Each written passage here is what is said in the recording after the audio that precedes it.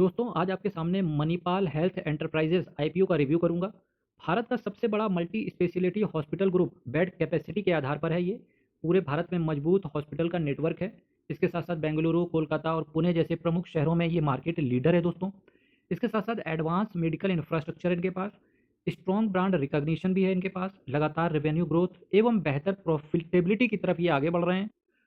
कुछ बातें हैं दोस्तों जिन्हें इस आईपीओ के अंदर पैसे डालने से पहले ध्यान देनी चाहिए आपको, जैसे कि ग्रे मार्केट प्रीमियम लगातार घट रहा है इसका। लिस्टिंग प्रीमियम में कमी देखने को मिल रही है। निवेशकों को लिस्टिंग गेन के साथ साथ कंपनी के फंडामेंटल्स पर भी ध्यान देना चाहिए। अब दोस्तों मणिपाल हॉस्पिटल से रिलेटेड कुछ और चीज़ों की बात करें, जैसे ये आईपीओ आपको 29 से लेकर 31 जुलाई 2026 तक ये आपको खुला रहने वाला है। लिस्टिंग की डेट 5 अगस्त यानी कि वेडनेसडे के आसपास हो सकती है। फेस वैल्यू कंपनी का ₹2 का है। प्राइस बैंड कंपनी का 560 से ₹590 है। ज़्यादातर चूंकि सब्सक्राइब तो होने वाला है तो कट ऑफ प्राइस पे लगाएंगे तो मिलने के चांसेस ज़्यादा रहते हैं। लॉट साइज 25 शेयर का है। जो सेल टाइप है वो क्या है, फ्रेश कैपिटल कम ओएफएस है ये। इशू टाइप कितना है, बुक बिल्ड इशू है। लिस्टिंग आपकी बीएससी और एनएससी पर देखने को मिलेगी। इंप्लॉइज़ के लिए इन्होंने डिस्काउंट छोड़ा है ₹56 का। इसके बाद दोस्तों अगर कुछ बात करें तो ओपन, जैसा कि मैंने बोल चुका हूँ आपको, 29 जुलाई से ये यानी कि कल से ये यानी कि ये ओपन हो जाएगा। इसके बाद दोस्तों अगर जैसे बात करें तो रिजर्वेशन रिजर्वेशन कहाँ कहाँ है, तो क्वालिफाइड इंस्टीट्यूशनल बायर्स के लिए इन्होंने 75% नॉट लेस देन 75% हिस्सा छोड़ा है। रिटेल के लिए केवल 10% पोर्शन इन्होंने बुक करके रखा हुआ है। एनआईआईस की वही बात करेंगे तो केवल 15% हिस्सा एनआईआईस को दिया गया है। रिटेल मैक्सिमम एक लॉट लगा सकते हैं 25 शेयर्स की होगी, जो कि 14,750। वहीं रिटेल मैक्सिमम 13 लॉट्स लगा सकते हैं 325 शेयर के लिए, तो जो कि रहेगा 1,91,750। स्मॉल की बात करेंगे, एचएनआई की बात करेंगे तो 14 लॉट मैक्सिमम डाल सकते हैं। ये 350 शेयर्स की वहाँ पर रहेगा, 2,06,500 की वहाँ पर लॉट रहेगी। बिग एचएनआई की बात करेंगे तो 68 की लॉट 68 की ये लॉट डाल सकते हैं, जिसमें से 1,700 शेयर्स होंगे और 10,03,000 रुपए की ये लॉट लगा सकते हैं। India's largest multi speciality hospital group by bed capacity, ये मैं आपसे पहले ही बात इसकी स्ट्रेंथ की कर चुका हूँ। रिटर्न ऑन कैपिटल एम्प्लॉयड 21.88% का है, हालांकि रिटर्न ऑन नेटवर्थ इसका कम देखने को मिल रहा है। पैट के मार्जिन की बात करेंगे वो भी बहुत कम है, केवल 8.87% के।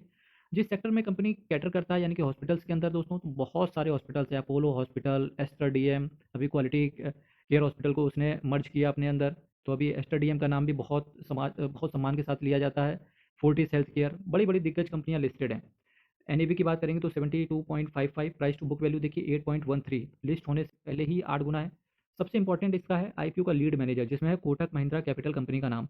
जहां भी आप देखना, अगर लीड मैनेजर के अंदर कोटक महिंद्रा कैपिटल अगर बन गया तो समझिए बहुत कम चांसेस ऐसे होंगे कि शेयर नेगेटिव लिस्ट हो। फिर भी कोई कुछ कह नहीं सकता मार्केट के अंदर। एक्सिस कैपिटल, गोल्डमैन सैक्स, Jefferies India, JP Morgan India, UBS securities, DBS bank India limited जैसे कुछ दिग्गज इसके लीड मैनेजर्स के अंदर इसके नाम हैं। वहीं अगर ग्रे मार्केट प्रीमियम की बात करें तो जैसा कि मैंने आपसे कहा लगातार गिर रहा है। 24, 25, 26, 27, 28 तारीख तक इसका ग्रे मार्केट प्रीमियम केवल ₹250 का एस्टिमेटेड प्रॉफिट देखने को मिल रहा है। एस्टिमेटेड लिस्टिंग प्राइस इसकी 600 के आसपास होते हुए देखने को मिल रही है, जहां पर गेन केवल और केवल 1.69% देखने को मिल रहा है। वो सिंपल सी बात यह है, इसका जीएमपी इस वजह से भी नहीं बढ़ा क्योंकि टेबल पर यहाँ पर कुछ इन्वेस्टर्स के लिए छोड़ा भी नहीं गया है। साथ ही साथ दोस्तों कहीं ना कहीं इसका जो कंपटीशन है अपोलो हॉस्पिटल जैसे दिग्गज हॉस्पिटल्स के साथ रहेगा, तो अल्टीमेटली इसका शेयर प्राइस भागने का केवल एक ही तरीका रहेगा, वो है दोस्तों इसके लिस्टिंग के बाद का प्रदर्शन। जो कि मुझे देखने से लग रहा है कि लिस्टिंग होने के बाद इसका प्रदर्शन ज़्यादा बेहतरीन ढंग से देखने को मिलेगा, क्योंकि इनके पास जो कर्जा है उस कर्जे को जो ये आईपीओ के थ्रू जितना मैक्सिमम रेस कर पा रहे हैं, 6 साढ़े 6 हज़ार करोड़, उस कर्जे को खत्म करने के लिए यूज़ करेंगे, जिससे 4 साढ़े 400 करोड़ के इसका इंटरेस्ट में जो इनका भी जा रहा है कर्जे की वजह से वो बचेगा, जिसकी वजह से इनका प्रॉफिट आफ्टर टैक्स भी इंक्रीज होगा, मार्जिन भी इंक्रीज होते हुए देखने को मिलेंगे, अल्टीमेटली इनकी बैलेंस शीट में सुधार होगा। ठीक है, तो शायद इसी वजह से बड़े दिग्गज लीड मैनेजर्स यहाँ पर आए हैं। फिर भी आप अपनी राय को अपने रिस्क एपेटाइट के हिसाब से रखना, और रिटेल इन्वेस्टर ज़्यादातर जीएमपी को देखकर ही पैसे डालता है, ना कि कंपनी के फंडामेंटल्स देखकर। फंडामेंटल्स की बात करें, फिलहाल इसके बिगड़े हुए हैं, पर लिस्ट होने के बाद चूंकि ये आईपीओ से जो पैसे को रेज करेंगे उससे अपने डेट को खत्म करेंगे, ऑलमोस्ट नील कर देंगे ये डेट को।